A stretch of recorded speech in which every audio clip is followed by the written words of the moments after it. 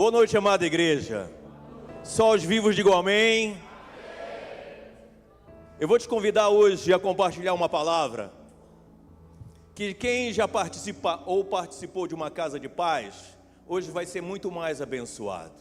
Abre a tua Bíblia no livro de João, capítulo 11. Quando eu peguei essa passagem, eu pensei assim, vamos ler todo o capítulo 11. Mas nós vamos passar quase uma hora aqui de pé. E a gente erra uma vez, na segunda a gente aprende. Amém, amada igreja? Quem achou, diga amém. Quem ainda está procurando, me diga, me espera. A gente vai ler o versículo do 1 ao 13, depois a gente vai pular para o versículo 21. Um homem chamado Lázaro estava doente. Ele era de Betânia, da aldeia de Maria e de sua irmã Marta. Essa Marta, cujo irmão Lázaro estava doente, era a mesma que ungiu o Senhor com perfume e lhe enxugou os pés com os seus cabelos. Por isso, as irmãs de Lázaro mandaram dizer a Jesus: aquele que o Senhor ama está doente. Vá para o 21 agora. Então Marta disse a Jesus: se o Senhor estivesse aqui, o meu irmão não teria morrido. Mas também sei que, mesmo agora, tudo o que o Senhor pedir a Deus, Ele concederá. Amém? Podemos nos sentar. A você que nos escuta, a você que nos vê, acalma o teu coração que hoje tem uma palavra de Deus para a tua vida. Que Deus venha tocar, que Deus venha entrar na tua casa, que Deus venha dar ordem aos anjos para te guardar e proteger. Amados, eu confesso a vocês que até ontem era uma outra palavra. Mas da madrugada de ontem para hoje, Deus me colocou essa palavra.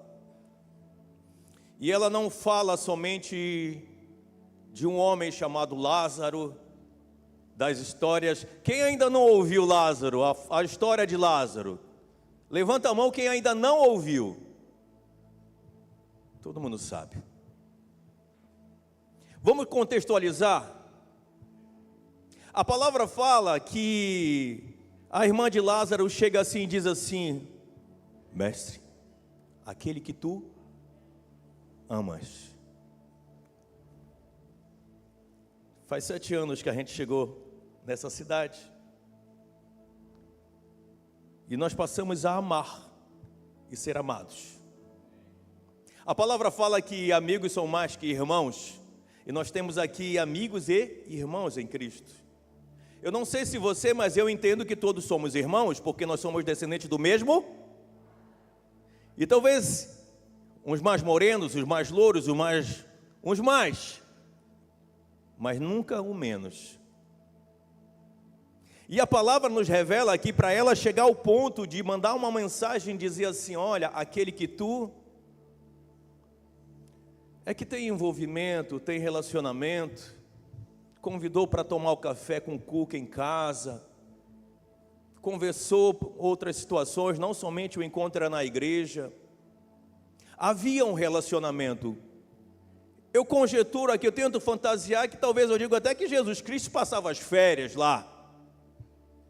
Porque é um grau de amor, é um grau de sinceridade nessa frase aqui, que a gente conta nos dedos as pessoas que a gente pode dizer que não é da nossa família, que é uma pessoa que a gente ama. E você tem a liberdade de dizer: Senhor Jesus, é aquele que tu amas. E eu trago essa palavra um pouco para a gente contextualizar, porque eu entendo que eles conheciam muito a Jesus. Eles tinham relacionamento, eles tinham intimidade com o Pai. E Maria, em um outro momento, ela fica aos pés do Senhor, enquanto Ele ensina, e Marta trabalha por um lado e por outro. Esse aqui é um segundo momento. E a palavra fala que eles mandam avisar a Deus, né, a Jesus, dizendo assim: olha, aquele que tu amas. Alguém aqui se sente amado por Deus? Levanta o braço, porque se tiver com problema vai curar agora. Alguém aqui se sente amado por Deus?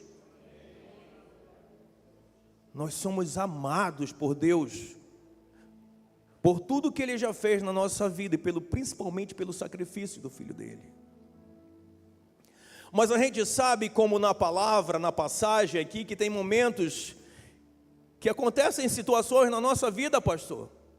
Na nossa vida como pastor, na nossa vida como levita, nós ministramos, nós cantamos, nós limpamos, nós arrumamos, nós organizamos a casa do Senhor. E algumas vezes as pessoas acham, porque a gente tem talvez um pouco mais de intimidade, talvez a gente não passe dificuldade. Engano. Parece que quanto tu mais está próximo de Deus, mais dificuldades você passa. E a palavra demonstra isso, porque você percebe um ar de relacionamento, de intimidade, que eles chegam assim: mestre, ele está doente. E é aí que começa a ministração da palavra, porque a resposta ela não vem de imediato. Às vezes a resposta não vem imediato para a tua oração. Porque a partir do momento que aquela situação acontece em nossas vidas, não está vindo convidado, pastor. Quantos anos o senhor está orando? Quantas vezes o senhor orou por uma igreja talvez fria? Quantas vezes pediu que o ministério de louvor tivesse unção, não fosse só da boca para fora o louvor? Quantas vezes o senhor pediu que Deus colocasse palavras que viessem do coração dele, mas não vinha? Às vezes a nossa resposta não vem. A resposta não vem. A gente está falando de uma morte física, mas às vezes o que nós estamos passando é uma morte espiritual. Eu estou aqui na igreja, talvez 10, 15 anos, eu trabalhava, e hoje eu não sinto vontade de fazer nada, pastor. Eu não sinto vontade. Eu estou morto espiritualmente. Meu irmão do louvor um dia me dirigiu, não é você, é o outro ali atrás, me dirigiu uma palavra que machucou meu coração. E a partir daquele momento eu nunca mais olhei para esse irmão. E todas as vezes que ele louva, ele pode até tocar o coração de Deus, mas ele não toca o meu coração.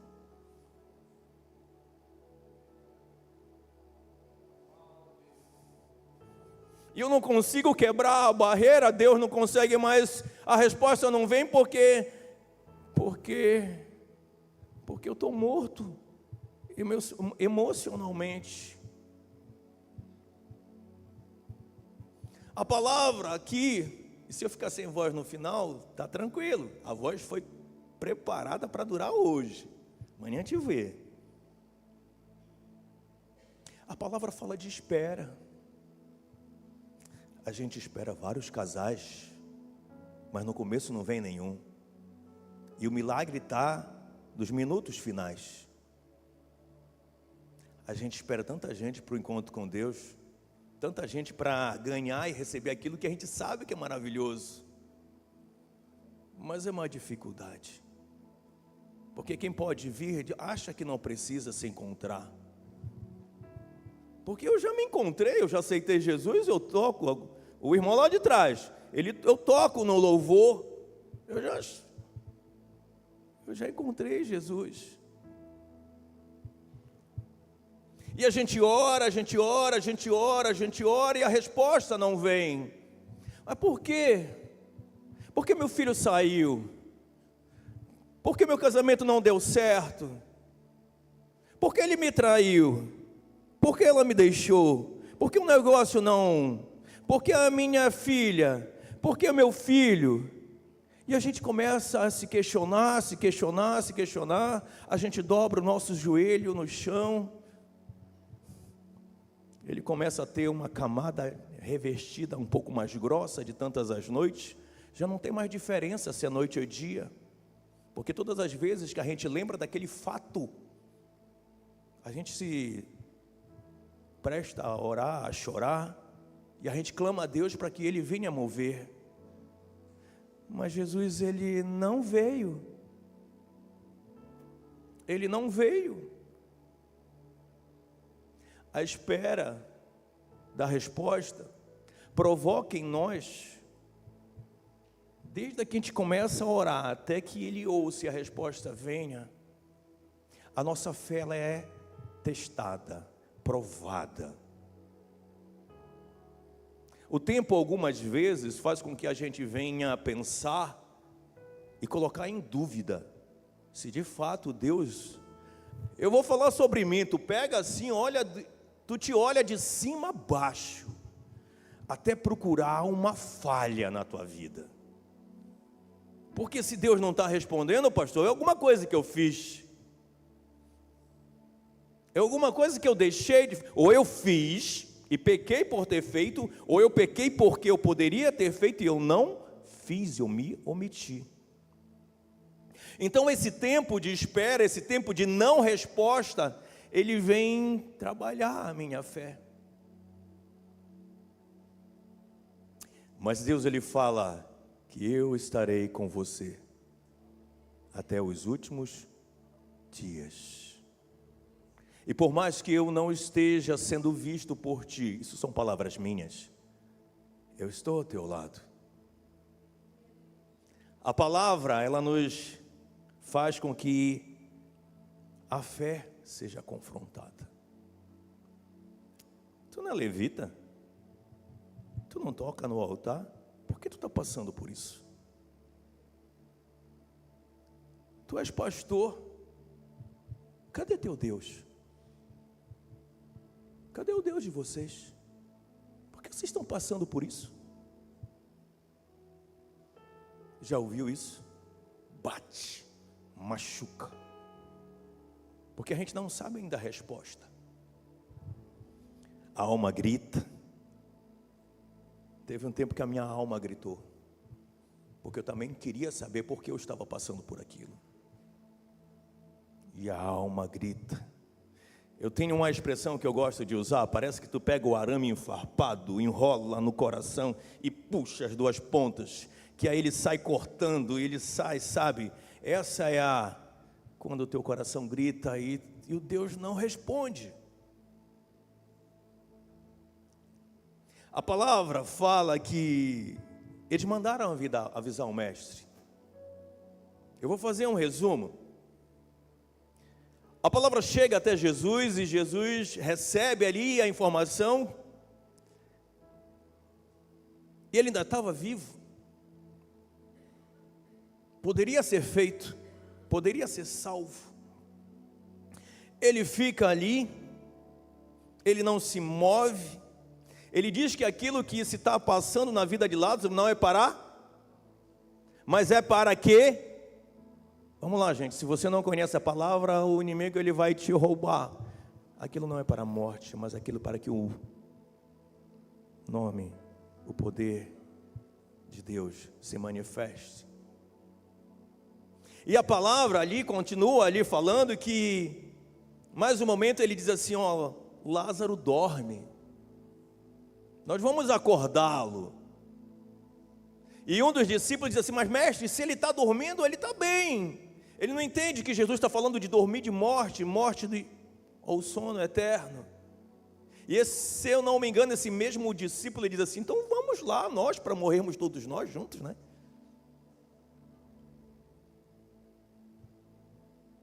Há uma espera por essa resposta. A palavra de Deus fala que Jesus, ele, em determinado momento, ele diz assim, vamos até a presença de Lázaro. Palavras minhas, tá, amados?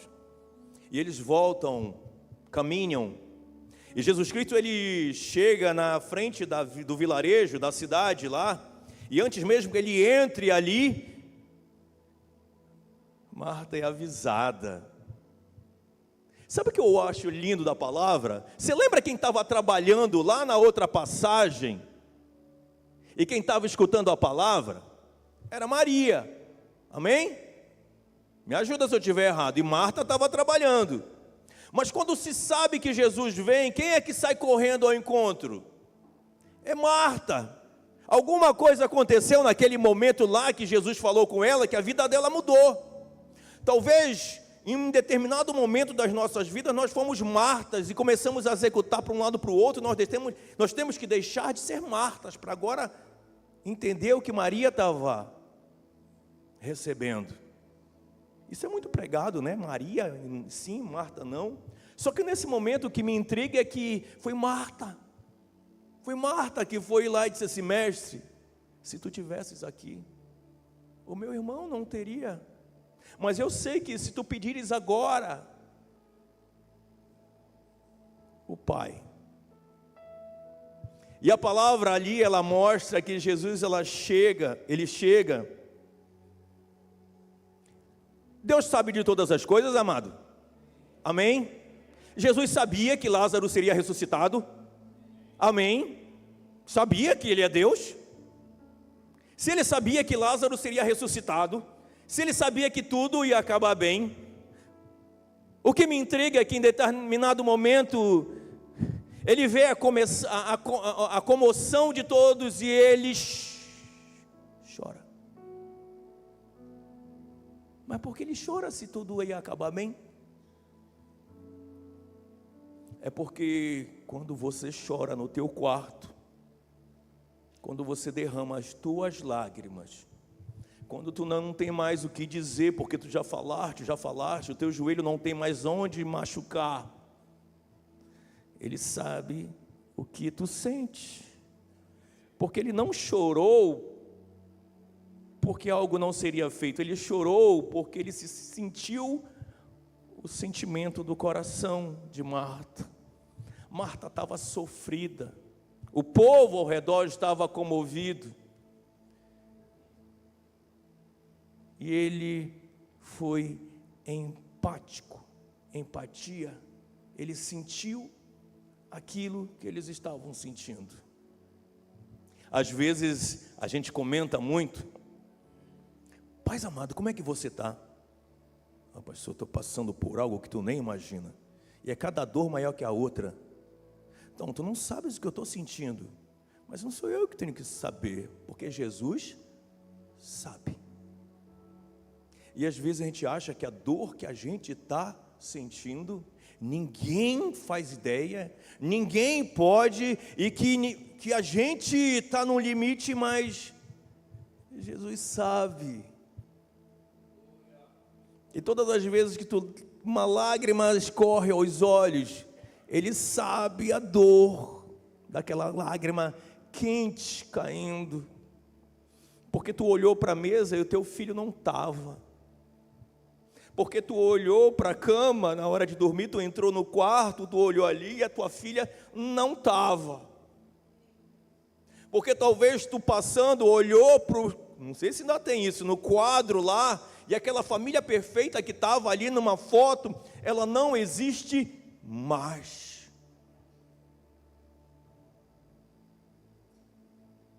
Mas Jesus sabe. Jesus sabe todas as coisas. E Ele te diz: eu sei o que tu está passando.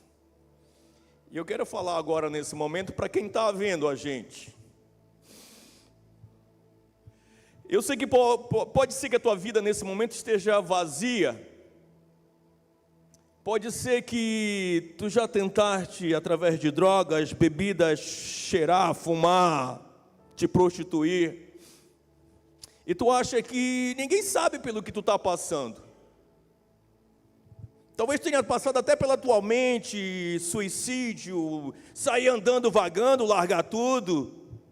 Mas Jesus, Ele manda te dizer hoje que Ele sabe o que tu está passando. Ele sabe o que tu está sentindo. E a palavra fala que Jesus, Ele chega ali e Ele chora em dois momentos. Ele chora em um momento e num momento anterior Ele sente um tremor, depende da tua Bíblia, no corpo, algo emocional. E Marta chega com ele e diz assim: mestre, mas também sei que mesmo agora, tudo que o Senhor pedir a Deus, Ele concederá. Ele concederá. Tua oportunidade de pedir algo agora para Deus. Imagina como se você estivesse na frente de Jesus Cristo agora. E a tua vida tem que mudar, a tua vida precisa mudar. O que você pediria para Deus? Tem algo que eu peço para Ele: Senhor, não me deixa subir no teu altar se a tua presença não estiver comigo. Porque toda vez que eu subo nesse altar, a presença do Senhor tem que estar comigo. Porque se eu subir nesse altar como Márcio, eu peço para Ele não deixar eu subir, porque a minha vida não vale nada se a essência de Jesus Cristo não estiver em mim. Se não tiver mudança, se não tiver transformação. Ela chega e diz assim: mestre, se tu estivesse aqui. Ela está falando de algo que não está mais ali, pastor. Perdeu, se foi, o filho se foi, a filha se foi, o casamento desfeito. Ei, ele está com outra, ele foi com a outra. Desculpa o palavreado. Ela te deixou por outro. Acabou. Senhor, se tu tivesses aqui, se ele tivesse ido para a igreja, se ele tivesse te conhecido antes, Senhor, ele não teria me deixado. Senhor, se o meu filho tivesse, ele não teria se perdido, Senhor. A perda já tinha acontecido.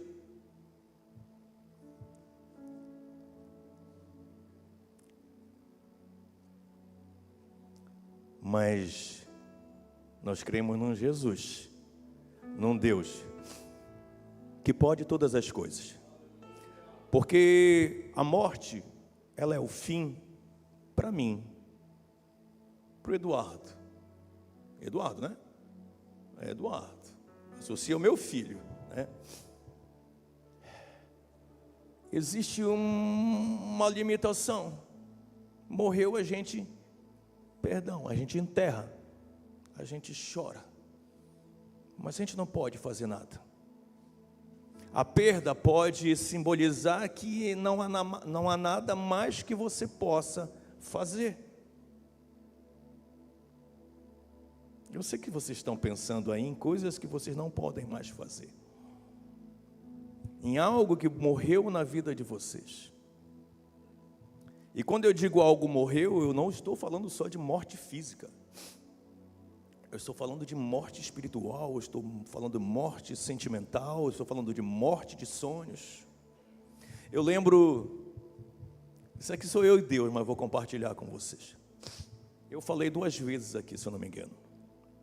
Antes de eu sair para vir para cá, uma irmã chegou assim: pastor Márcio, eu falei 2 vezes isso de altar. Eu lhe vejo o Senhor pregando numa igreja onde jorra o Espírito Santo dos 4 cantos. Aí eu disse: amém, Jesus, me leva, tomara que seja logo na primeira igreja, Senhor, para eu não ficar peregrinando.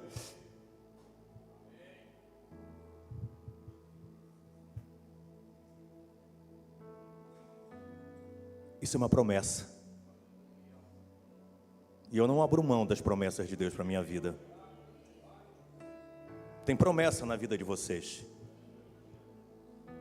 e você não pode abrir mão das promessas que Deus lá determinou. Tem muitos aqui que chegaram à igreja e foi profetizado, dizendo o que você seria, o que você conseguiria. Existe promessa sobre nossas vidas. Não abra mão de nenhuma delas. Mas meu filho hoje ele não está agora, porque os teus olhos terrenos eles veio aqui. Quando Deus me olhou, Ele não me olhou lá aquele traste que eu era. Ele disse assim: esse vai pregar a minha palavra, esse vai para onde eu direcionar. Ele me viu antes mesmo de eu ter me visto.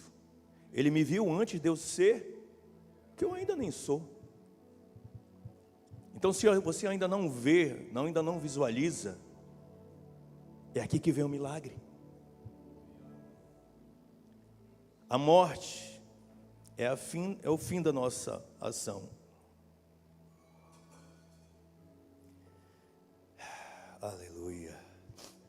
E Jesus, ele se dirige, depois de Marta, Marta vai, volta, chama Maria, Maria vai à presença do Senhor, que tem umas coisas engraçadas na Bíblia, não sei se vocês perceberam isso, tem algumas frases que quase se repetem, igualzinhas, né?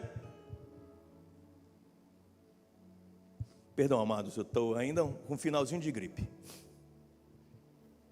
E a irmã vem e fala as mesmas palavras. E elas começam a caminhar em direção aonde Lázaro está sepultado. Eu ia dizer enterrado, né? Sepultado. E naquele momento, eu dou uma parada aqui. Porque eu consigo visualizar lá aquela multidão que acompanha Jesus, vão todos atrás, chegam ali na caverna, lá no sepulcro, e eu começo a imaginar o que eles estão falando, né? Quem é esse cara aí? O que ele vai fazer? Para eles, talvez Jesus não fosse nada, mas para Maria e Marta, eram. Não interessa ainda o que o pessoal lá fora acha de Jesus na nossa vida, porque Ele vai fazer na nossa vida e depois vai fazer na deles. E a palavra fala que eles foram lá e Jesus disse assim: tirem a pedra. E eles tiraram a pedra.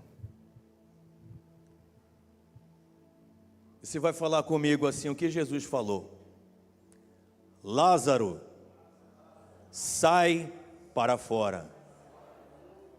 Sabe que maravilhoso? Eu perguntei se você era Eduardo. Sim? Você conhece todo mundo pelo nome aqui? Você chamou o irmão aqui, não sei se era Márcio ou Max, eu fiquei de pé, que eu não sabia se era Márcio, se era eu que tinha que vir para cá para cima. Quando Jesus ele chama, ele não chama, ele chama você, ele chama você, ele chama você, ele chama cada um de nós pelo nome. Ele te dá uma orientação, ele diz assim: sai. Ele não disse fica, ele disse sai. Deus, ele não chama ninguém sem dar a direção devida. Se hoje você está aqui, é porque provavelmente Jesus está dizendo assim: ei, sai. Sai dessa morte espiritual. Sai dessa morte emocional. Sai dessa morte dos teus sonhos. Às vezes, os sonhos são mortos até e assassinados dentro da própria igreja. Aí novamente, eu, soldado, ele é o general, mas eu sou um soldado na fileira do Senhor. E às vezes eu me sento, porque eu acho que vai se levantar um outro soldado para lutar a luta que Deus separou para eu lutar. Eu comecei falando para vocês que ou essa geração se levanta, ou os nossos netos vão padecer nessa cidade. Ou a gente apresenta essa cidade para Cristo Jesus e marchamos nas ruas, trazemos pessoas para cá, participamos de grupo de crescimento, abrimos nossas casas para casa de paz, entramos nas casas de paz para levar a palavra, ou nós vamos nos omitir e daqui a mais ou menos 10, 15 anos não teremos nenhum jovem ou adolescente aqui e a geração vai morrer porque nós não fizemos o nosso papel. Teve um rei, não foi, pastor? Teve um rei na Bíblia, eu não decorei muitos nomes ali, mas ele estava para morrer lá. Aí o profeta diz assim: olha, ajeita a tua casa aí. Tomara que eu não erre o rei. Aí no final Deus dá mais dias para ele, ele chora, ele ora, ele pede a Deus, Deus diz assim: vou te dar mais tantos dias. Mas lá na frente acontece algo. Olha, vai acontecer isso. E ele diz assim: mas é no meu reinado? Ah, não é no meu reinado?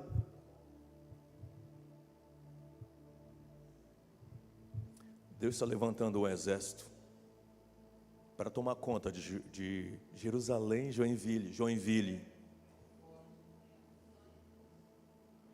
Mas esse exército, ele tem que ser sarado. Esse exército, ele não pode ter uma morte emocional. Ele não pode ter uma morte de sonhos.